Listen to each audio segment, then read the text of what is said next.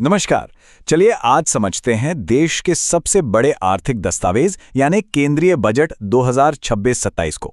हम इसकी बड़ी बड़ी घोषणाओं को परत दर परत खोलेंगे और ये जानने की कोशिश करेंगे कि इन आंकड़ों का हमारी और आपकी जिंदगी पर आखिर असर क्या पड़ेगा।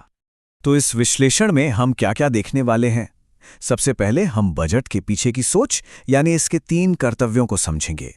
फिर देखेंगे कि अर्थव्यवस्था की रफ्तार बढ़ाने के लिए क्या कदम उठाए गए हैं। इसके बाद लोगों को मजबूत बनाने की योजनाओं पर नजर डालेंगे, टैक्स में हुए बदलावों को जानेंगे और आखिर में देश की आर्थिक सेहत का जायजा लेंगे। देखिए, ये जो पूरा बजट है वो 3 मुख्य सिद्धांतों या कर्तव्यों पर आधारित है और ये सिर्फ किताबी बातें नहीं हैं। ये वो नींव है जिस पर सरकार की सारी योजनाएं टिकी हैं। चलिए देखते हैं कि ये 3 कर्तव्य हैं क्या। वित्त मंत्री ने अपनी बात बहुत साफ रखी है। लक्ष्य बहुत बड़ा है, एक विकसित भारत बनाना, लेकिन इसे हासिल करने का तरीका भी उतना ही अहम है। सरकार का कहना है कि विकास ऐसा होना चाहिए जिसका फायदा समाज के हर तबके तक पहुंचे, कोई भी पीछे न छूटे। तो देखिए, ये 3 बातें ही आने वाली सभी घोषणाओं का आधार हैं। पहला, अर्थव्यवस्था की रफ्तार तेज करो ताकि रोजगार और मौके बढ़ें। दूसरा, लोगों को हुनरमंद और सक्षम बनाओ ताकि वे उन मौकों का फायदा उठा सकें। और तीसरा, ये पक्का करो कि विकास का लाभ देश के कोने कोने तक, हर परिवार तक पहुंचे। तो चलिए पहले कर्तव्य पर आते हैं, आर्थिक विकास को गति देना। और इसके लिए सरकार का सबसे बड़ा दाव है बुनियादी ढांचे पर, यानी इंफ्रास्ट्रक्चर पर। इसका मतलब है देश की नींव को मजबूत करने के लिए बड़ी बड़ी परियोजनाओं पर भारी भरकम खर्च। और ये रकम देखिए, 12.2 लाख करोड़ रुपए। ये पैसा सरकार लंबी अवधि की संपत्ति बनाने पर खर्च करेगी। आसान भाषा में कहें तो इससे नई सड़कें, रेलवे लाइनें, बंदरगाह और एयरपोर्ट्स बनेंगे। ये न सिर्फ देश को आपस में बेहतर तरीके से जोड़ेगा, बल्कि इसके निर्माण के दौरान लाखों लोगों को काम भी मिलेगा।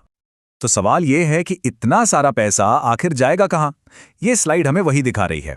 पैसा जा रहा है हाई स्पीड रेल कॉरिडोर बनाने में, मालगाड़ियों के लिए अलग से ट्रैक बिछाने में और नदियों को ट्रांसपोर्ट के लिए इस्तेमाल करने में। ये सब मिलकर देश में व्यापार करने का तरीका ही बदल देंगे। छोटे और मंझोले उद्योग, जिन्हें हम MSMEs कहते हैं, वो हमारी अर्थव्यवस्था की रीढ़ की हड्डी हैं। उन्हें बढ़ावा देने के लिए 10,000 करोड़ रुपए का एक खास फंड बनाया गया है। इसका मकसद है इन छोटे व्यवसायों को बड़ा बनने में मदद करना, ताकि वे कल के चैंपियन बन सकें और ज्यादा से ज्यादा नौकरियां दे सकें। बजट में कुछ खास उद्योगों पर भी फोकस किया गया है, जैसे कि बायोफार्मा, जहां भारत को दुनिया का हब बनाने का लक्ष्य है। कपड़ा उद्योग को आधुनिक बनाने की योजना है और साथ ही ग्रीन एनर्जी के लिए जरूरी खनिजों और बैटरी बनाने वाली कंपनियों को टैक्स में छूट दी जा रही है। ये भविष्य के उद्योग हैं। चलिए अब दूसरे कर्तव्य पर आते हैं, यानी लोगों को सशक्त बनाना, क्योंकि अर्थव्यवस्था तभी मजबूत होगी जब देश के लोग स्वस्थ, शिक्षित और हुनरमंद होंगे।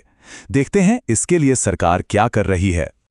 सरकार का एक बड़ा फोकस भविष्य की नौकरियों के लिए युवाओं को तैयार करने पर है, खास तौर पर डिजिटल और क्रिएटिव इंडस्ट्री में। इसके लिए 15,000 स्कूलों और 500 कॉलेजों में एनिमेशन, गेमिंग और कॉमिक्स सिखाने के लिए खास लैब्स बनाई जाएंगी, ताकि हमारे युवा इन तेजी से बढ़ते क्षेत्रों में आगे बढ़ सकें। और ये निवेश सिर्फ 1-2 क्षेत्रों तक सीमित नहीं है। खेलकूद को बढ़ावा देने से लेकर टूरिस्ट गाइड को बेहतर ट्रेनिंग देने तक, विज्ञान की पढ़ाई के लिए लड़कियों को हॉस्टल की सुविधा देने से लेकर किसानों की मदद के लिए AI का इस्तेमाल करने तक, इन सभी पहलों का मकसद हर किसी को आगे बढ़ने का मौका देना है। और अब आते हैं उस हिस्से पर जिसका हम में से ज्यादातर लोगों को बेसब्री से इंतजार रहता है, टैक्स। चलिए देखते हैं कि टैक्स के मोर्चे पर क्या बड़े बदलाव हुए हैं और इसका हमारी जेब पर क्या असर पड़ेगा। टैक्स फाइलिंग को लेकर एक बहुत बड़ा बदलाव होने जा रहा है। सरकार एक नया इनकम टैक्स एक्ट ला रही है जिसका एक ही मकसद है, पूरी प्रक्रिया को आसान और सरल बनाना। यानी भविष्य में कागजी कार्रवाई कम होगी और टैक्स भरना पहले से कहीं ज्यादा आसान हो जाएगा। घूमने फिरने के शौकीनों के लिए एक अच्छी खबर है। विदेश यात्रा के टूर पैकेज पर जो TCS यानी टैक्स लगता था, उसे काफी घटा दिया गया है। पहले ये 5% या 20% तक होता था, अब इसे सीधा 2% कर दिया गया है। इसका मतलब साफ है, अब विदेश घूमना थोड़ा सस्ता हो सकता है। अच्छा, IT सेक्टर के लिए एक बड़े बदलाव को समझने से पहले हमें सेफ हार्बर को समझना होगा। ये दरअसल टैक्स का एक नियम है। ये उन बड़ी कंपनियों के लिए हैं जिनकी शाखाएं कई देशों में होती हैं। ये नियम उनके आपसी लेन देन को सरल बनाता है ताकि बाद में टैक्स को लेकर कोई विवाद ना हो। और देखिए, सरकार ने आईटी सेक्टर को कितनी बड़ी राहत दी है। इस सेफ हार्बर नियम की सीमा को 300 करोड़ से बढ़ाकर सीधे 2000 करोड़ कर दिया गया है, यानी लगभग 7 गुना ज्यादा। इससे बड़ी बड़ी आईटी कंपनियों के लिए भी भारत में काम करना बहुत आसान हो जाएगा, जो देश में ज्यादा निवेश लाएगा।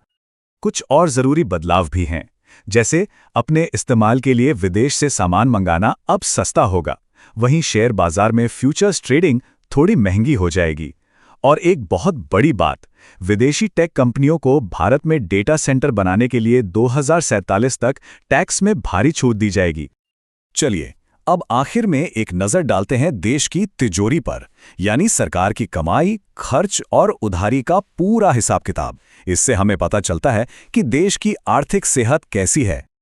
ये जो राजकोषीय घाटा है, ये सरकार की आमदनी और खर्च के बीच का अंतर होता है। अच्छी बात यह है कि ये घाटा धीरे धीरे कम हो रहा है।